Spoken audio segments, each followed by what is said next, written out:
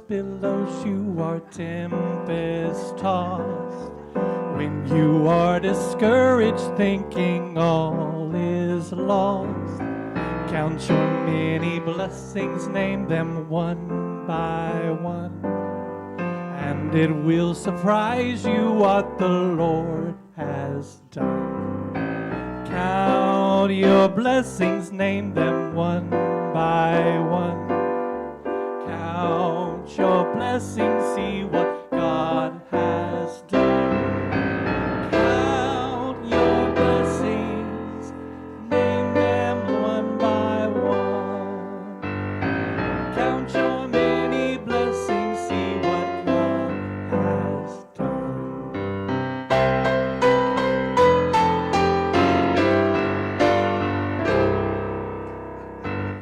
So amid the conflict, whether great or small, I'm not done yet. Do not be discouraged, God is over all. I like this one. Count your many blessings, angels will attend. Help and comfort give you till your journey's end. Count your blessings, name them one by one. Count your many blessings, see what God has done. Count your blessings, name them one by one. Count your many blessings, see what God has done. One more time. Count your blessings, name them one by one. Count your many blessings, see what God has done. Count your blessings, name them one by one. Count your many blessings, see what God has done. Yes. The lyrics are just spot on. Absolutely. It goes exactly with what our theme is for the month. So I just thought I would slip that in. Thank you. So welcome, welcome, welcome to Unity of Music City. This is a place for authentic transformation. And what do we mean by authentic transformation? Well, guess what? You are a child of God. That is your authentic self. We honor that about you. We appreciate about you. And what we offer is that message for the ongoing of your soul. So let's all say our vision, mission, and purpose together so that we can realize who we are as a spiritual community. Our vision, to remember the universal presence alive in each of us. Our mission, we create experiences for expanding consciousness and awakening infinite possibilities. And our purpose, we create a sacred space for authentic transformation. Let's all stand together and we'll sing, "We are blessed, we are thankful."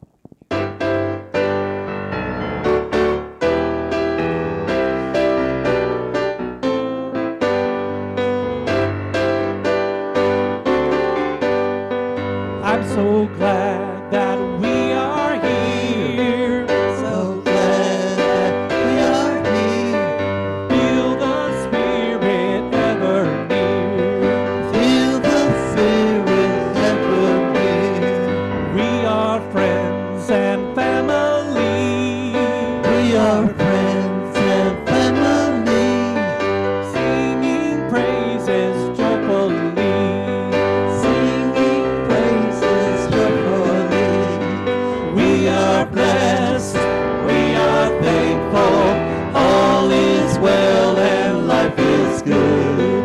We are blessed. We are thankful. All is well and life is good.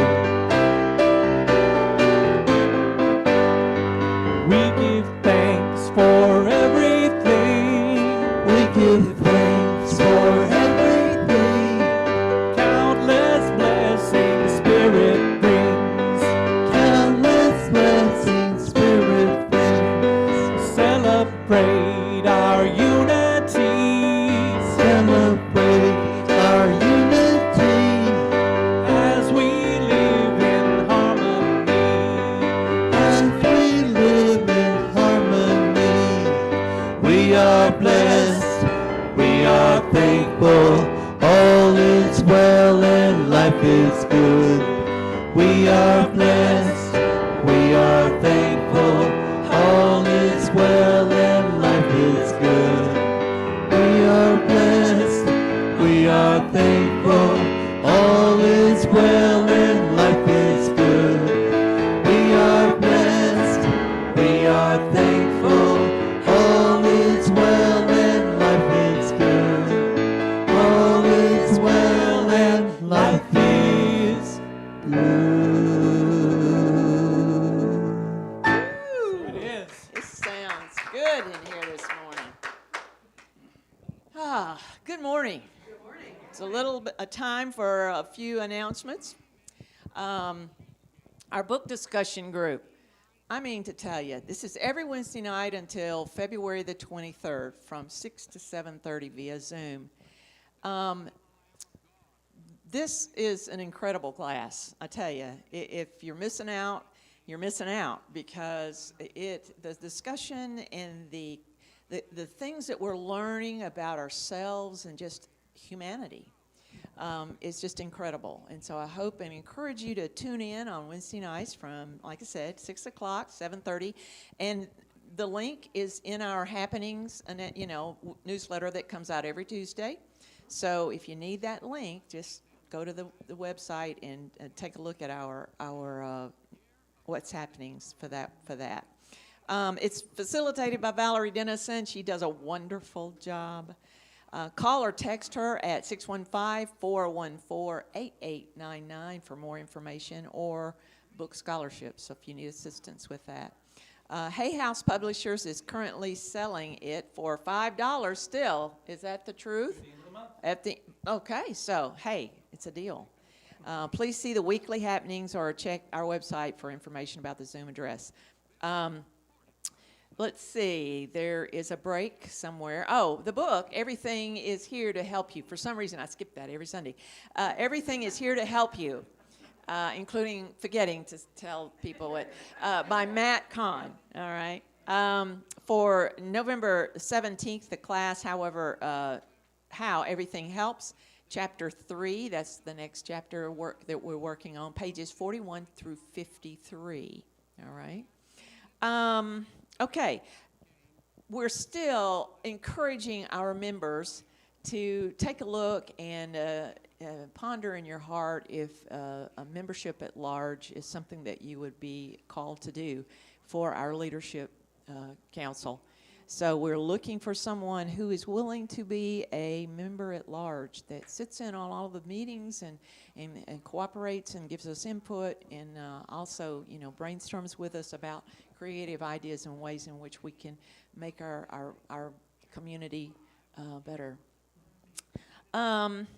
Next Sunday, November the 21st, is Barefoot Sunday. Now, I know it's too cold to go barefooted. Now, some people that I know probably could go barefooted in this kind of weather, but it's Barefoot Sunday. That means let's Souls for Souls. We're bringing shoes. If you've got any extra shoes in your closet, I know none of us have any extra shoes that we don't wear anymore. So bring a pair or two or three next Sunday with you when you come. And those of you that are online with us, hey, listen, we'll be here. So if you need to drop them off, you just call me and say, hey, Sherry, I have a dozen pairs of shoes that I would like to donate, and I will come and get them, all right? So just let us know and bring a pair next Sunday. And, of course, we want to talk about our prayer chaplains every Sunday. We have prayer chaplains that are available for your prayers. If you have a prayer or concern that is troubling you or that you would like someone else to just hold the space with you, make our chaplains aware of that. And you can email the prayer chaplains at glasses.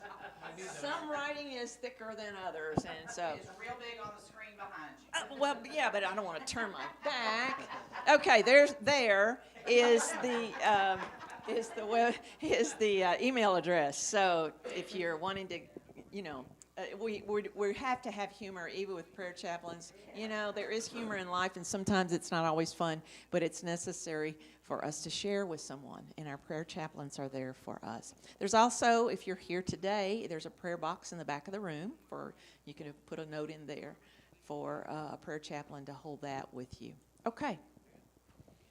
All right, in keeping with our monthly mantra, we're doing songs about gratitude and blessings. So just invite you to kind of go within as we do this chant.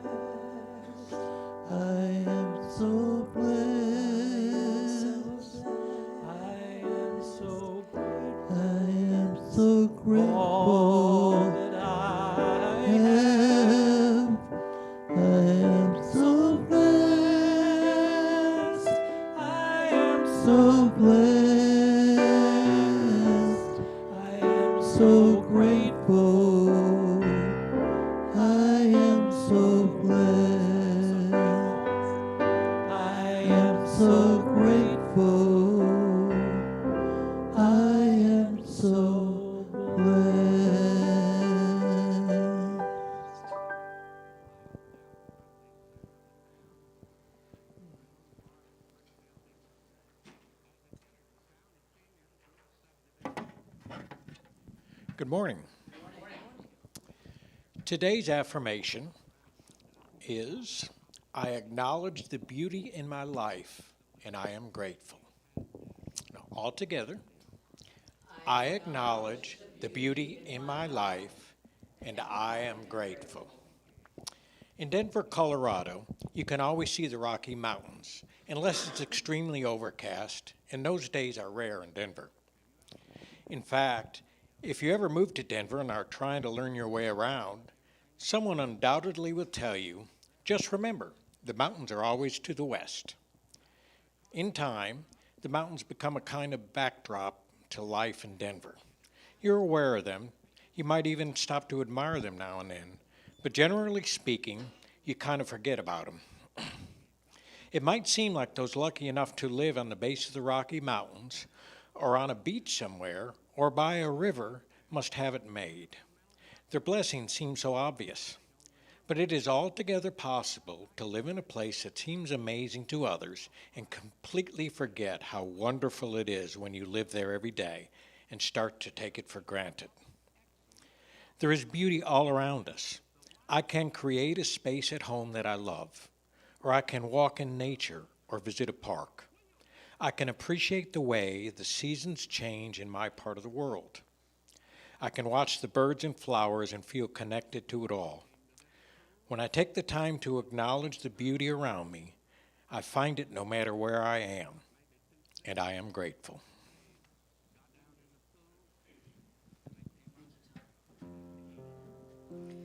So as we enter into this meditative portion of our service this morning, I invite you to close your eyes, get comfortable in your chair, relax your shoulders, and lower the tongue from off the roof of your mouth. As relaxed as you feel in this moment, ask yourself, can I be just 5% more relaxed? 10% more at ease? And settle into that.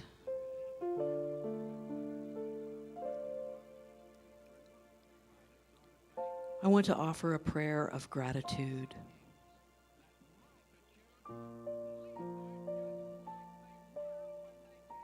Sacred Mother of the universe,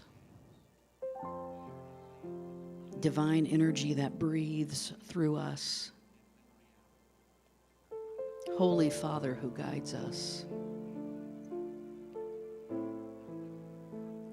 we dive headlong into the deep sea of gratitude, knowing it is in that energy where we most clearly see our blessings.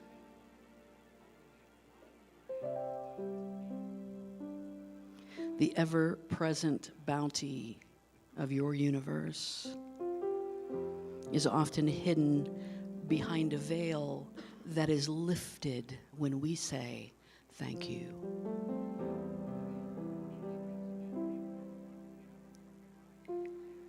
For this life, with its beauty and joy, grief and sorrow, we say thank you. For every day of celebration and every moment of challenge, we say thank you. For the love that we share with other people, the love that fulfills us, and even that love that sometimes causes us pain, we say thank you. This life is a gift, and we are overflowing with gratitude for it.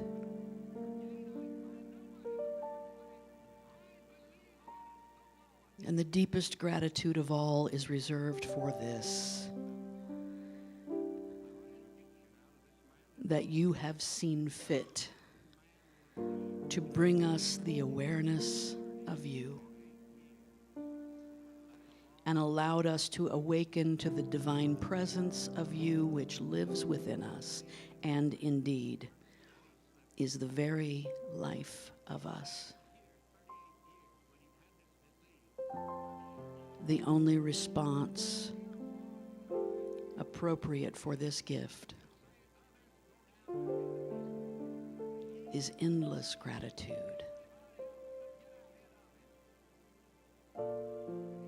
And together now we sit in the place of deep gratitude, together in the silence. In the silence.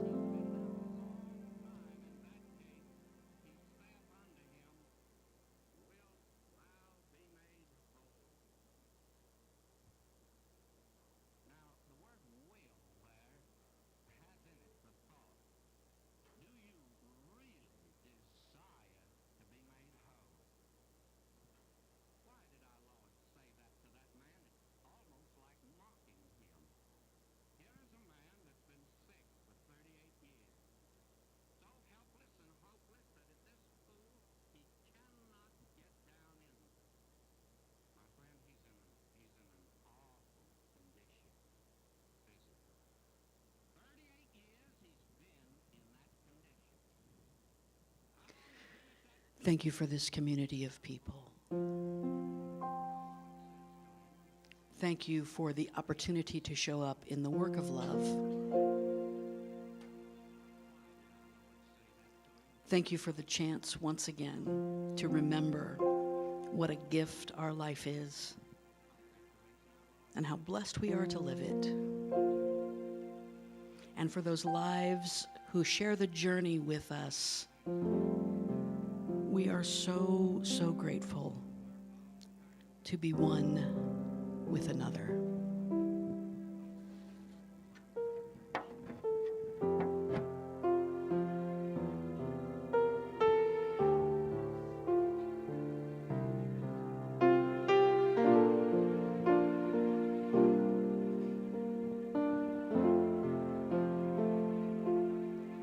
In the silence of this moment, there's a holy presence near. In the silence of this moment, Spirit whispers and I hear. In the silence of this moment, my search for hope is done. In the silence of this moment, God and I are one. The silence of this moment, my search for hope is gone. In the silence of this moment, God and I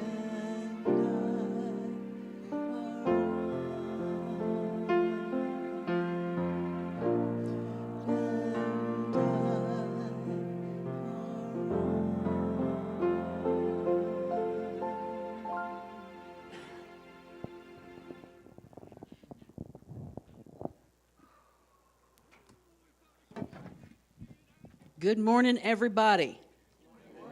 I have to tell you that when Ryan first started singing that song this morning, I had like a major VBS flashback. Like I was totally back in Vacation Bible School. I wanted to make something with popsicle sticks and macaroni. Good things Crystal's here because she knows how to do that stuff. So last week, we talked about the gratitude of acceptance. And I know that that language feels a little strange. Like gratitude is gratitude, the gratitude of something. But we learned a little bit about the gratitude that is inherent in the act of just accepting. We learned that, or we talked about the fact, we may not have learned it, you may have known this for years, that all gratitude leads to abundance. It's like the yin and the yang, right? Gratitude and abundance, the ebb and the flow, the head and the tails. And so they go hand in hand. I would venture to say that you cannot enter abundance without gratitude. I think I said last week that gratitude was the foyer of the sanctuary of abundance, which came to me in the moment, and I'm really proud of it, I just have to say. Thank you very much. This week, however, we're going to talk, and we also talked about, let me just back up a second, the gratitude of acceptance leads to the abundance of peace, right? That there was a particular kind of abundance that we realized when we stepped into that gratitude of abundance. So this week, we're going to talk about the gratitude of acknowledgement. Because my preacher father taught me that if you ever have a series of something, they all have to start with the same letter. It's the law. So the gratitude of acknowledgement is what we're going to talk about this week. So last night, I rewatched Avatar for the first time since it came out in like 2009. And if you haven't watched it in a while, or if you've never watched it, first off, if you've never watched it, just leave now, go home and watch it, okay? But if you haven't watched it in a long time, I encourage you to watch it again. And so in Avatar, there is a greeting, the Na'vi people, who are those people. The Navi people have a greeting, and they will look at each other and say, I see you. And that I see you greeting is more than just a literal acknowledgement. I see you standing before me, but it is seeing inside of you. It is a seeing that is a knowing of you. I know who you are. I feel your energy. It's a spiritual seeing of each other. I see your heart. I know your heart. I see you is a way of saying, I'm grateful for you. That acknowledgement, that moment of heart seeing is gratitude. Acknowledgement and appreciation live at the same intersection with each other. In fact, I would say we cannot be grateful without acknowledgement, right? The very act of gratitude is, I am acknowledging that this is in my life. The Maori people of New Zealand, which is a place I really want to go sometime. The Maori people have a way of greeting each other. It's called the Hongi. And the Hongi is when you touch foreheads and you touch noses, just like that. And it symbolizes literally exchanging the breath of life with each other, right? You stay there for a moment and you take a few breaths through your nose and you breathe together. And what I love about this is that this greeting can be performed by Maori and non-Maori alike. You don't have to worry about cultural appropriation because this very symbol is about unity, and the Maori know that you can't exclude and have unity. There is no exclusion, right? In Malaysia, they have a really lovely greeting in Malaysia. And that is when you greet someone, you will very lightly hold their hands in yours for a moment. Not a handshake, but taking their hands just very lightly for just a moment, and then releasing and moving your hand to your heart. And it's a way of saying that we're meeting with open heart and good faith, right? I'm meeting you from the heart. I greet you from the bottom of my heart. Of course, many Asian countries greet each other with a bow, and in India, they combine that bow with something this is actually a mudra. That prayer hands position is called the Anjali Mudra. And so they connect together, those prayer hands right in front of the heart, and they bow slightly, and of course, they say namaste. Namaste literally means, I bow to you.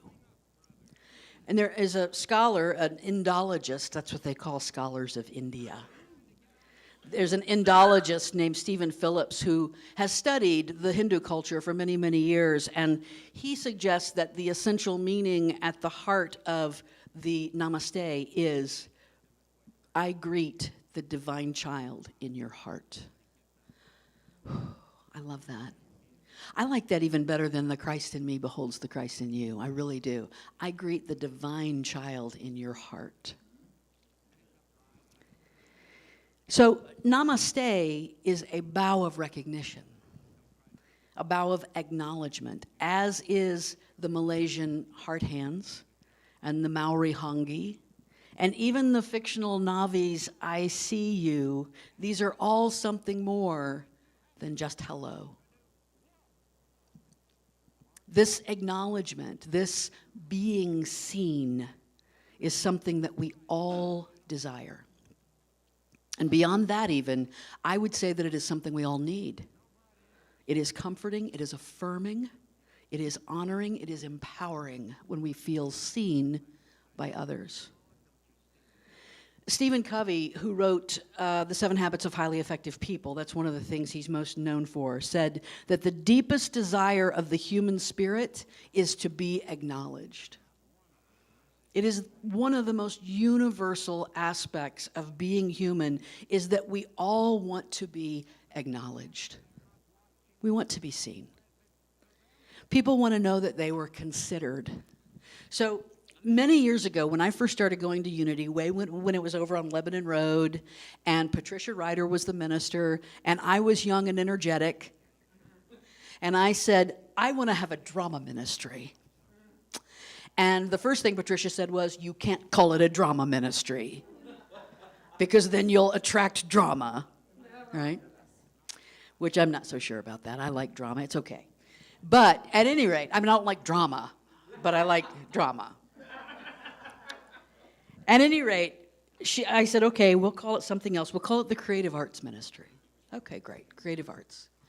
And then we were getting ready to do a play, a show, and I wanted to have auditions. And she said, there's nothing against, God love Patricia Ryder, but she said, you can't have auditions. I said, really? She said, no, it creates the spirit of rejection.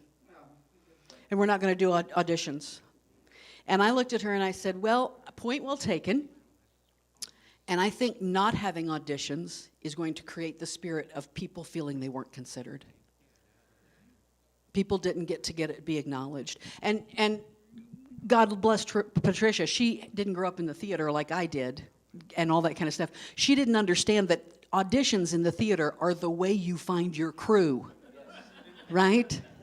Somebody auditions, you say, that was great, there's not really a part for you, next one will have a part for you, but your creative vision will make a stunning set, I'm sure. Wouldn't you like to be on set design?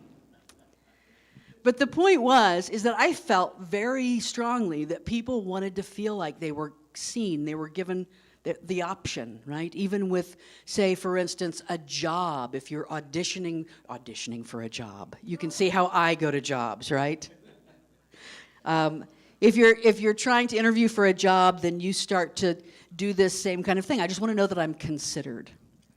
There's a book called Grateful Leadership, Using the Power of Acknowledgement to Engage All Your People and Achieve Superior Results by Judith Umlas.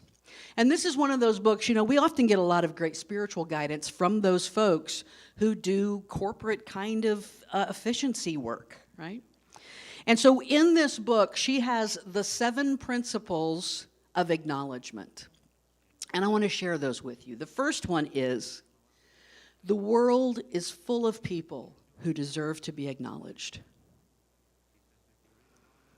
Now, it's often going to be easier to acknowledge those that you care the most about if you kind of start by practicing acknowledging on people you don't know really well. Can you just take the moment? Do y'all know those people who are really good acknowledgers? And you notice how they make people feel, right? And I have to be honest with you. I've had to work on this. I've had my little Aries nature and the mother that I had who said, just get the job done, right? Had a tendency when I have a task, head down, move forward, keep going on that task. And sometimes I didn't stop to consider the people around me who needed a thank you. You begin to make the world a happier place all around when you just start to acknowledge folks, right? When a new person walks in somewhere and you have people kind of sizing them up like this, doing this kind of thing, and you have to have that ability to just step up and say, hi, I want to know about you, right? It's so great to have you here. It's so great to see you today and to share this experience with you. I can pretend like I'm busy and I can move around, or I can acknowledge folks. When Susan brings something to eat back there and I stop and go, Susan, this is great, thank you so much. I take that moment to acknowledge, making the world a little bit happier place, right? The second principle is that acknowledgement builds intimacy and creates powerful interactions. This one is my favorite one, I think. When you acknowledge the people around you directly and fully, especially those you are in some kind of an intimate relationship with, right? You begin to deepen those bonds and you create a more solid and authentic connection. What is it about your spouse or your daughter or your uncle or the person who goes to church with you that you have noticed and you want to acknowledge? You look for ways to tell them how much you value them. And then Judith Umlas says, miracles happen. Miracles happen when you do that. In Stephen Covey's 7 Habits of Highly Effective People, I mentioned Stephen Covey earlier, There's a story that has always stood out to me. I read that book so many years ago, and there's a story from that book that has always kind of hung with me. And Stephen Covey talks about going and speaking somewhere at a conference, and a man comes up to him and says, I've got a problem. I just don't love my wife anymore. And Stephen Covey says, well, you should love her. And the man says, no, I don't think you heard me. My problem is I don't love my wife anymore. And Stephen Covey says, then you should go love her. I said, I don't know what you're telling me to do. Stephen Covey says, love is something you do. It is something you engage in. It's an acknowledgement. It's something that you actively put energy into.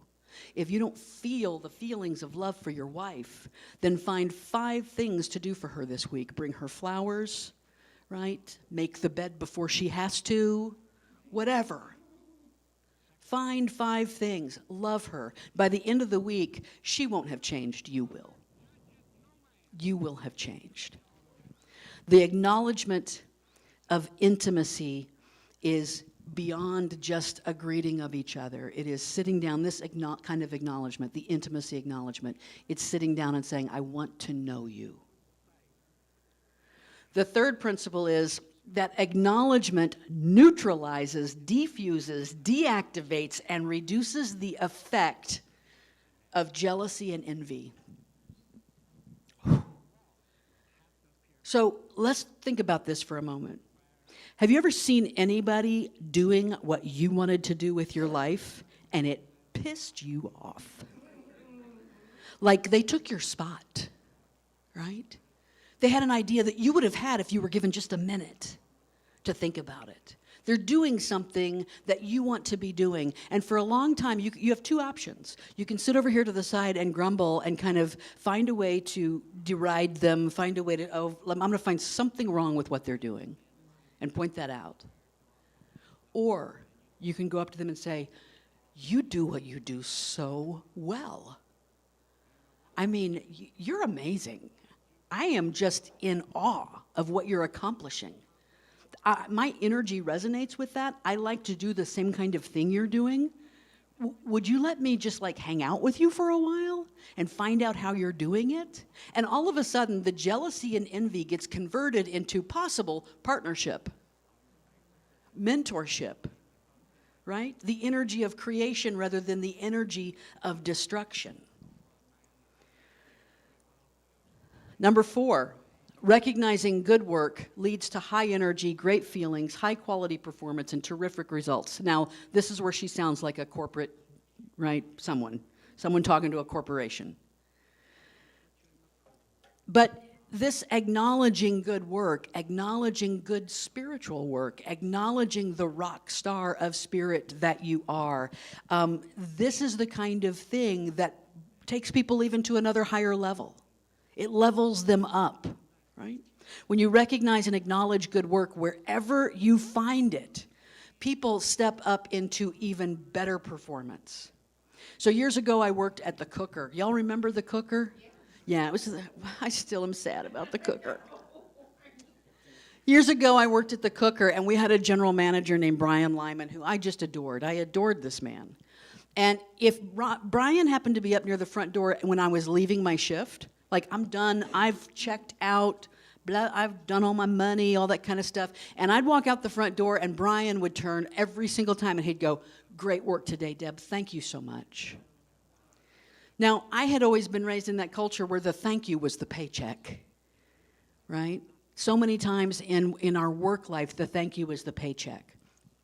But here I am 30 years later, remembering and being touched by it enough that I'm telling you how much it meant to me that Brian said, thank you. Thank you for your work today. I do it now on student papers. When students hand in a paper, the first thing I put in the comment is, thank you for your paper. And every now and then I'll have a student who writes back and they'll go, I can't believe you thanked me for that paper. I mean, like, you have to grade it, right? And I'm like, yeah. Have you thanked me for grading it? Yeah. Principle number 5, truthful, heartfelt, and deserved acknowledgement always makes a difference. It always makes a difference. Now, I think there are 3 words that are really important here. truthful, heartfelt, and deserved. So I had a person in my life several years ago, quite a few years ago, who was constantly telling me how wonderful I was. Like, you're a genius, Deb. Now, of course I was, but but the truth of the matter is that a lot of the things that I was being buttered up about, I wasn't any better than anybody else. And I began to recognize that this acknowledgement at its heart was a manipulation. That's what it was. It was, I need you to behave in a certain way, so I'm going to tell you how wonderful you are so that I've got you eating out of my hands. And now you'll do whatever I ask you to do. When I make my ask, you can't say no because I've just acknowledged. And I began to learn that that acknowledgement was not truthful. It wasn't even heartfelt, and it wasn't deserved. We've all had that, maybe that situation, maybe a boss or a teacher or someone who's a little bit grumpy and they never say nice things about anybody, and then all of a sudden they say one nice thing to you. That's the thing you remember 30 years later, right? Because you know they meant it. And so I encourage you to not overdo the acknowledgement, but to have it come truthfully from the heart. Right? Let it be something sincere, authentic. Number 6, it is likely, acknowledgements can improve the emotional and physical health of both the giver and the receiver. I like that both the giver and the receiver thing, right? It is likely, she says. I just took it is likely out because I just thought I was ready to stand on the truth of that right there, right? It is likely, she says, that acknowledgements can improve the emotional and physical health of both the giver and the receiver. There is already substantial scientific evidence that gratitude and forgiveness help our well-being. It helps our alertness and our sense of our level of energy, right? It diminishes stress and feelings of negativity. It can actually boost the immune system. It is reported that this can even reduce the risk of heart attack and stroke. So, acknowledging others, these good feelings that we create between us. When I create a good feeling in you, it's coming back to me, and I'm in the flow of that. Right? Creates great health, as along with the great feeling. Sometimes anger and resentment or feelings of being overlooked are more fragile than we think. And sometimes they keep us kind of on the edge there. It's like the Wizard of Oz, right? We have this anger, but really if you pull the curtain back, you see that there's this little tiny man behind the curtain controlling all that. Acknowledgement pulls the curtain back on the feelings of rejection, the lack of self-worth. And you notice just how small that really is. And number 7 is that acknowledgement should be a regular practice. You can't just say, I'm going to try to be better at acknowledging today. No, I want to be someone who acknowledges people on a regular basis. Now, here's the question, and here's the turn. When was the last time you were seen by you?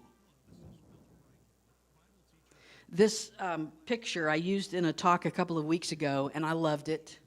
And so I brought it back. I'm recycling it. I love this little boy looking in the mirror here. But that's really the question, because when was the first time you were seen by you? And how well can we really acknowledge others in our life without looking at ourselves? Sometimes acknowledgement from others doesn't come, right? Sometimes we feel like we need to be acknowledged about something, especially in intimate relationships. I need you to notice that I'm doing this. I need you to see this. But the other person doesn't see it, or it's not on their radar. And you need it. You feel like you need it so deeply that you finally get to the point where you have to tell them, I need you to acknowledge this. And then they do, and it feels flat because you had to ask for it, right? You had to ask for it, and you might as well not have it then. And then you're mad at them because they didn't read your mind. Perhaps your life has become rather insular, right? The pandemic did that for a lot of us. We didn't see a lot of people. We weren't around the people who might have normally given us good feedback. Our encounters with others who see us as whole and valued people, they became more rare. Or perhaps you do experience acknowledgement from others, but it doesn't seem to be quite enough. Like, so someone told me that I was good at that, and that felt good, but it's tomorrow now, and where's the next one, right? Becomes like a little addiction that we have. What we seek from others is often an indication of what we withhold from ourselves.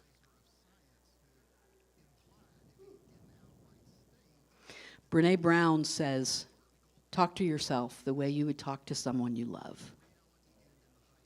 Talk to yourself the way you would talk to someone you love. It's my number one way of getting past issues, stuff that's bothering me. I'll go look in a mirror and I will give myself the advice I would give to a friend. Because I always know what to say to a friend who's struggling with those same issues. So the act of fully acknowledging yourself, spending the time to talk to you as if you were someone you loved, might need to begin with a greeting. And you can make that look however you need to, but here's a little suggestion. Because we've learned from some other cultures, I recommend something like this, and taking time with each step. What if you stand in front of a mirror, taking a moment just to look at yourself, and then you make prayer hands, still acknowledging yourself there in that mirror. And then you lean forward slightly into a bow until your forehead and your nose are touching the mirror. And you take 2 or 3 breaths, breathing in and out through your nose, feeling the warmth of your own breath bouncing back on you, returning to you. And then lean back and put your hands one on top of the other on your heart. And say these words to the person you love in the mirror. I see you, divine child of my heart. Namaste.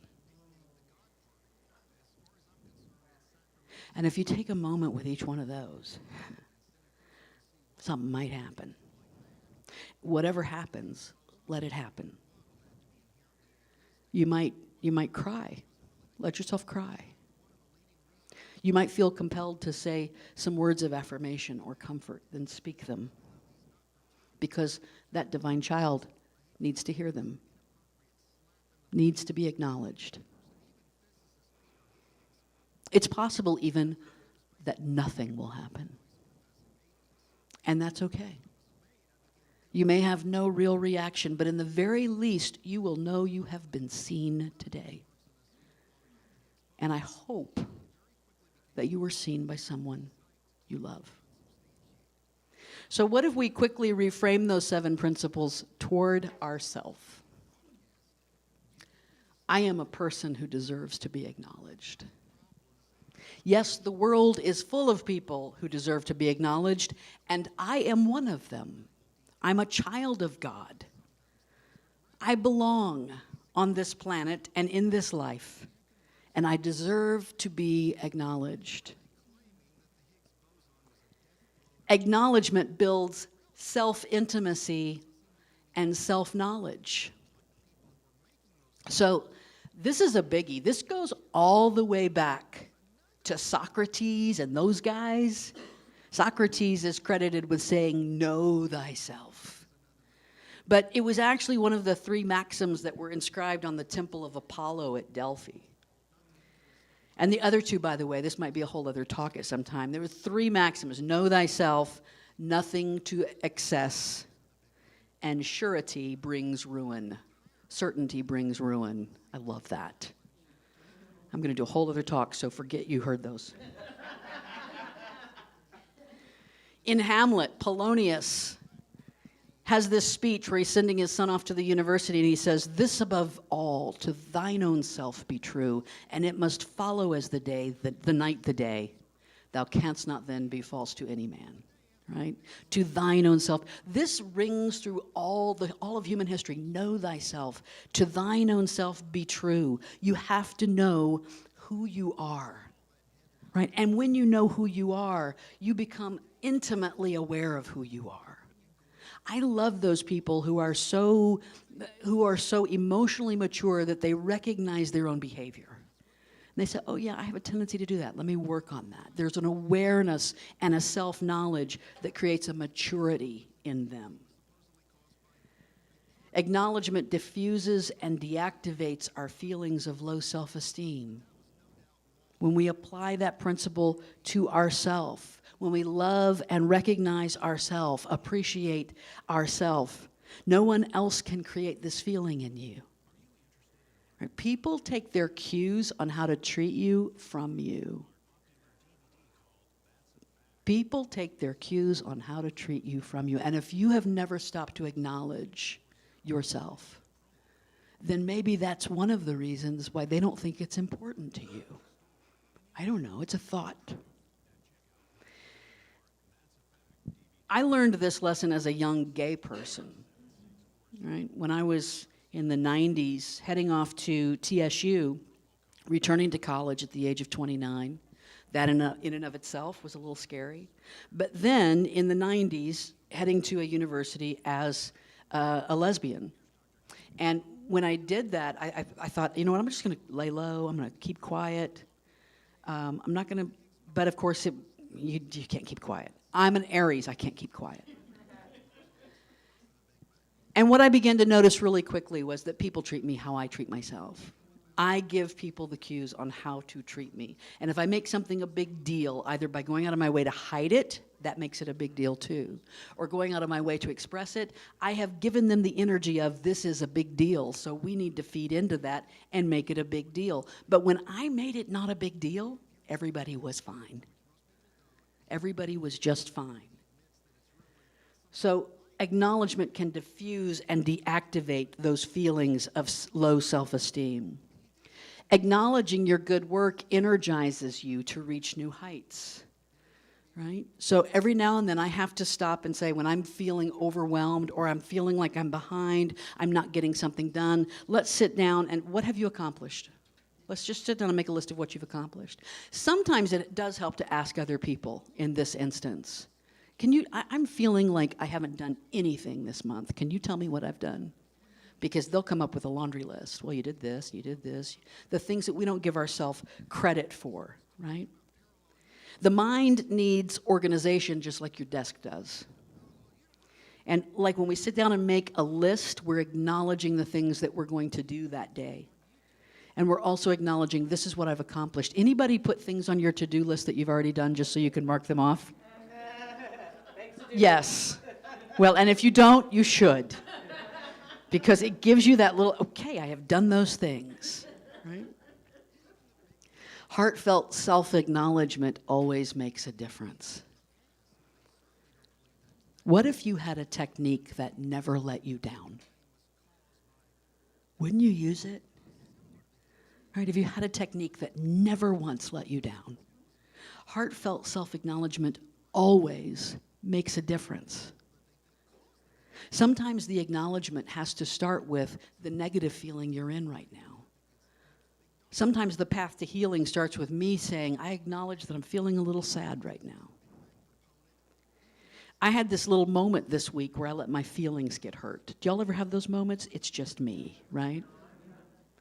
I let my feelings get hurt by something that Nikki intentionally did to hurt me. No, she didn't. But that's the way I wrapped it up in my head, right? And last night, she's in North Carolina this weekend. She's got a gig today. But last night, we were texting each other. And I had let this energy just sit there. She knew something was wrong. I was doing everything I could to pretend like everything was fine. But you can't hide energy. You can't hide energy. And so finally last night I texted her and I said, I need to let you know that I let my feelings get hurt this week and I'm working really hard to get beyond it, but I'm struggling. And that, you know what happened, right? You know what happens when you do that acknowledgement? Everything gets fixed. By the end of that text conversation, it was like, completely gone. I've been carrying this load for 4 flippin' days. And all it took was a little text back and forth.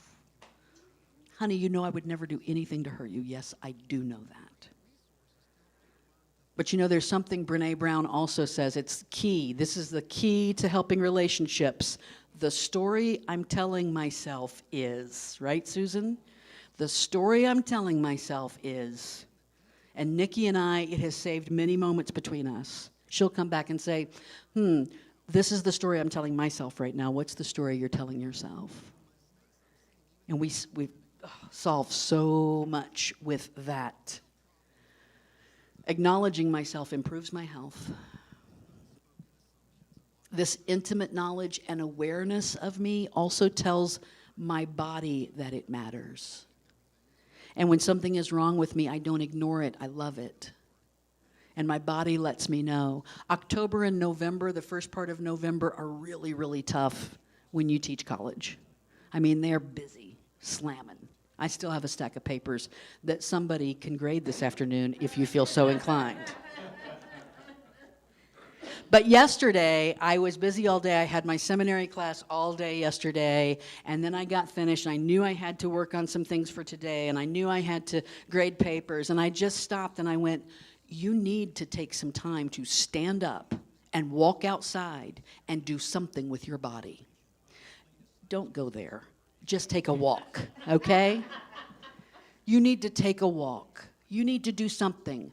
I went and grabbed the leashes, and Buddy thought it was Christmas.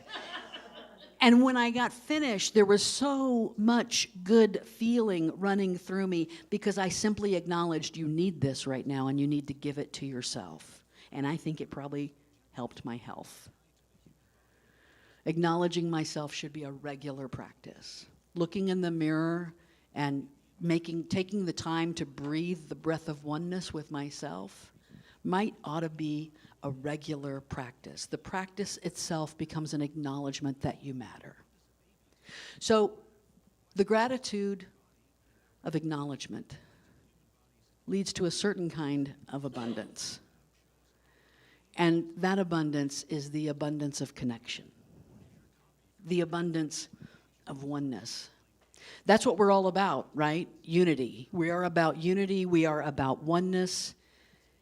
And the way that we start that is through an acknowledgement to each other, to ourselves, an acknowledgement of our life together. There is no oneness without acknowledgement. If I don't acknowledge you, how can I begin to be one with you? If I don't say hello to that person, if I don't take the time to stop and talk to that person I just often don't talk to, how can I be one with them? And I know that I'm saying that looking in a big old mirror, right? How do I dare say that I am one with you if I can't stop and talk with you? You know, Muji is my spiritual guru, one of the ones I love so much. And there are many videos of Muji entering into satsang. There'll be a hall of people waiting to hear from him, hundreds of people sitting there on the floor, and he will walk in on the side. And as soon as he walks in, he doesn't walk in, let me walk over to my spot and get up here and get all settled so that I can, speak to you. He walks in the door, and the first thing he does is checks to see whose eyes he can connect with. And sometimes the walk from the doorway to the podium takes 15 or 20 minutes. Now, I know the Aries in me would be going, let's get this show on the road.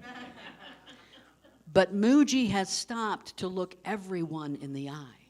He doesn't just walk past people, he stops. And when he gets up on the podium, he spends another few minutes looking around, connecting with every single person in there, hundreds of people in the hall, waiting until he can say in his spirit, I see you. And then he sits down and begins his satsang. So the last thing I want to say to you today is that I see you. I see you being your beautiful self. I see the journey that you are on. I see the wisdom blooming in you. I see your heart shining a light into the darkness. I see you taking a stand for oneness and unity and harmony. I see you being a persistent presence in your world. I see you, you heart dragon,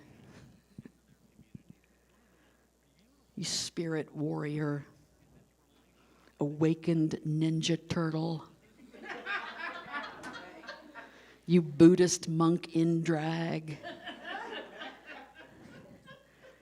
Dolly Parton Lama. I could go on all day. I've got a million of them. You creative genius orangutan, you Guru Paul.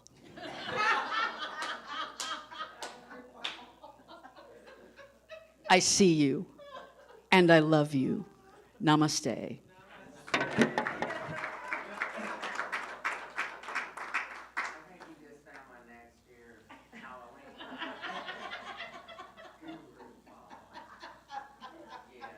Have fun putting that one together. Really. Wow. Guru Paul.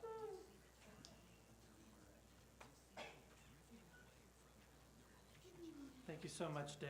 I want to take just a moment to acknowledge everyone here and say that I see you. I appreciate all of you. I do. I see you under the table back there. You think you're hiding, but you're not.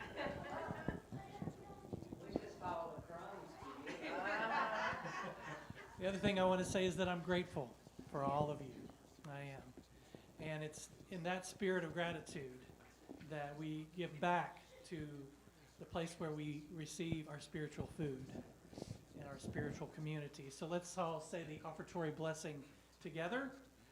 Divine love flowing through me blesses and multiplies all that I have, all that I give, and all that I receive. And we do that in the world of infinite abundance.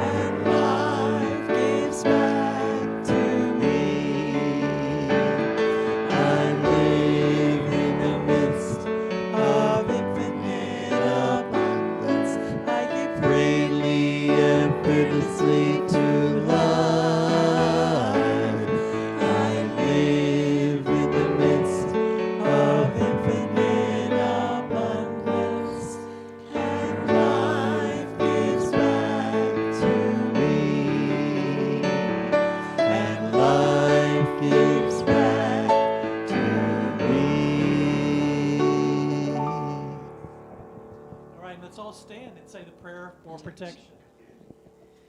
The light of God surrounds us. The love of God enfolds us. The power of God protects us. The presence of God watches over us. Wherever we are, God is, and all is well.